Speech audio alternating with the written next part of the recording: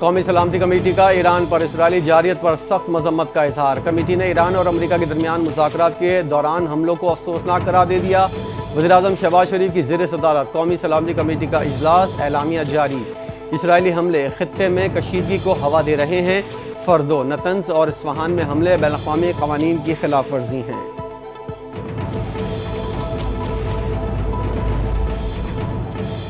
وزیراعظم شہباز شریف نے ایران اسرائیل جنگ کے تناظر میں پیٹرولیم مصنوعات کے جائزے کے لیے کمیٹی قائم کر دی۔ وزیر پیٹرولیم علی پرویز ملک نے کہا، آبنائے ہرمز کی ممکنہ بندش کی صورت میں پیٹرولیم مصنوعات کی سپلائی کے انتظامات کا جائزہ لیا گیا۔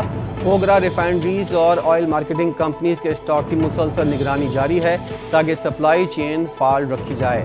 حکومت پیٹرولیم مصنوعات کی سپلائی کو یقینی بنانے کی کوشش کر رہی ہے۔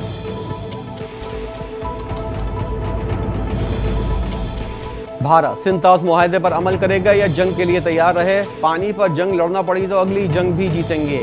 چیئرمین پیپلز پارٹی بلاول بھٹو زرداری کا بھارتی موقف پر دو ٹوک پیغام۔ قومی اسمبلی اجلاس میں اظہار خیال کرتے ہوئے کہا، اب بھارت کے پاس دو ہی آپشنز ہیں، سنتاز معاہدہ مان لے، اگر خلاف ورزی کرے گا تو ہم 6 دریا پاکستان کے ہوں گے۔ بھارت کو پہلے بھی عبرتناک شکست دی، اب بھی دیں گے۔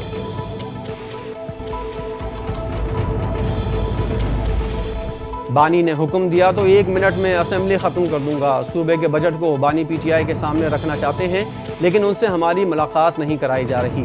وزیر اعلیٰ علی امین گنڈاپور کا پختونخوا اسمبلی سے خطاب، کہا بجٹ پاس کرنا ہماری آئینی مجبوری ہے۔ وفاقی حکومت چاہتی ہے کسی طرح بجٹ پاس نہ ہو اور وہ ایمرجنسی لگا دیں، ہم ان کی سازش کامیاب نہیں ہونے دیں گے۔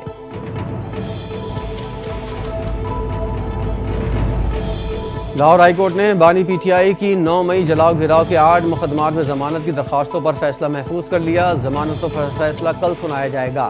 عدالتی عملے نے کمرہ عدالت میں موجود پی ٹی آئی کارکنان اور صحافیوں کو آگاہ کر دیا۔ لاہور ہائی کورٹ کی جسٹس شہباز علی رضوی کی سربراہی میں 2 رکنی بینچ نے درخواستوں پر سماعت کی۔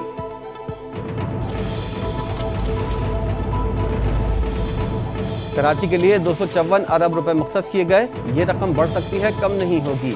وزیر اعلیٰ سندھ مراد علی شاہ کا سندھ اسمبلی میں خیال ہے، کہا ایوان میں سب سے زیادہ تنخواہ اسپیکر کی ہے۔ اسپیکر کی تنخواہ زیادہ ہونے کے باوجود بھی جج کی تنخواہ کا 10% ہے۔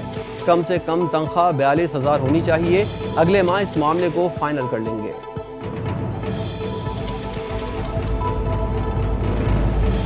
وزیراعظم شہباز شریف کی کیش لیس نظام کو آسان بنانے کی ہدایت، کہا لین دین اور ادائیگیوں کے ڈیجیٹل نظام کے قیام کے لیے جدید ٹیکنالوجی کا استعمال عمل میں لایا جائے۔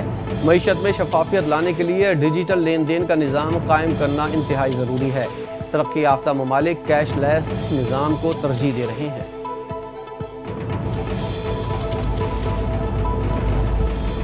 بھارت کے طیاروں پر پاکستانی فضائی حدود کی بندش 1 ماہ کے لیے بڑھا دی گئی۔ پاکستان ایئرپورٹ اتھارٹی نے نیا نوٹم جاری کر دیا، جس کے مطابق پاکستانی فضائی حدود 30 جولائی تک بھارتی طیاروں کے لیے بند رہے گی۔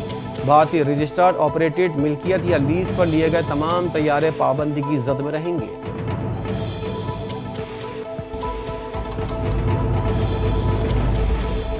مودی سرکار کی تعلیم دشمنی سامنے آ گئی، بھارت کی کئی ریاستوں میں اسکول بند کر دیے گئے۔ رپورٹ کے مطابق مودی سرکار نے تعلیم دشمنی کرتے ہوئے غریب بچوں کا مستقبل تاریک کر دیا۔ اتر پردیش میں بی جے پی حکومت کا 5,000 سے زائد سرکاری اسکول بند کرنے کا فیصلہ۔ بڑی تعداد میں 8ویں جماعت تک کے سرکاری اسکول بند کرنے کے احکامات جاری کیے گئے۔ اپوزیشن جماعتوں اور تعلیمی اداروں کی جانب سے اس اقدام کی سخت مخالفت کی جا رہی ہے۔